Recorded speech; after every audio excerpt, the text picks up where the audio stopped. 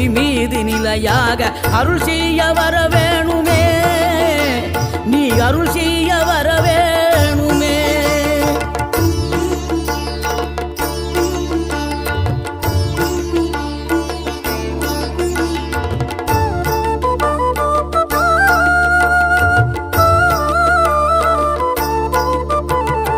இகழ்தலையும் புகழ்தலையும் ஒரு முகமாய் கருதும்படி செவி உரைத்த முத்து குமரன், நீ வறுமையையும் வளமையையும் சமநிலையை உணரும்படி மதி கொடுத்த செல்வ குமரன்.